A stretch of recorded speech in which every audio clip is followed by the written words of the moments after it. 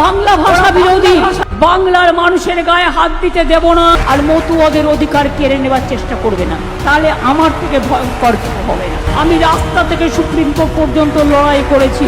ভারতের পশ্চিমবঙ্গের বিধানসভা নির্বাচন শেষে এখন ফলাফলের অপেক্ষা। এবারের নির্বাচনে 294 আসনে মোট ভোট প্রয়োগ করেছেন 6 কোটিরও বেশি মানুষ। এই ভোটের ফলাফল প্রকাশ করা হবে সোমবার। মোট আসন 294টি হলেও ফাল্টা আসনে ব্যাপক অসঙ্গতির অভিযোগ ওঠায় সেখানে আগামী 21 মে আবারও ভোট গ্রহণের সিদ্ধান্ত নেওয়া হয়েছে। ফলে সোমবার 293টি আসনের ফলাফল ঘোষণা করা হবে।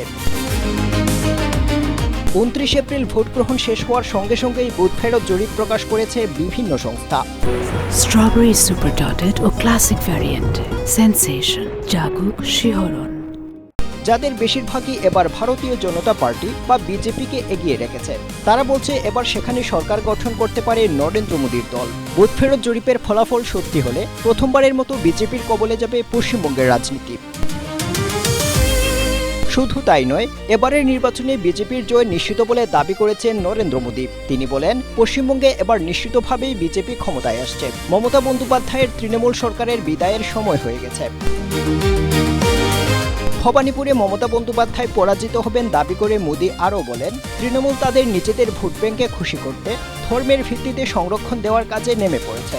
আদালত বারবার এটি খারিজ করে দিয়েছেন, কিন্তু তুষণের অসুখটা এতটাই খারাপ যে এরা আদালত মানে না, সংবিধান মানে না। বিজেপি ক্ষমতায় আসলে সংবিধান মেনে কাজ করবে। পশ্চিমবঙ্গ 294 আসনের রাজ্য। এখানে বিধানসভায় সরকার গঠনের জন্য 148 আসনের প্রয়োজন হয়। অধিকাংশ বুথ ফেরত সমীক্ষায় দেখা গেছে বিজেপি 150 আসন পেরিয়ে গেছে। তবে এসব জরিপের ফলাফল প্রত্যাখ্যান করেছেন মমতা বন্দ্যোপাধ্যায়। তিনি দাবি করেন, এবারের বিধানসভা নির্বাচনে তৃণমূল কংগ্রেস 226টিরও বেশি আসনে জয়লাভ করবে বলে তিনি নিশ্চিত।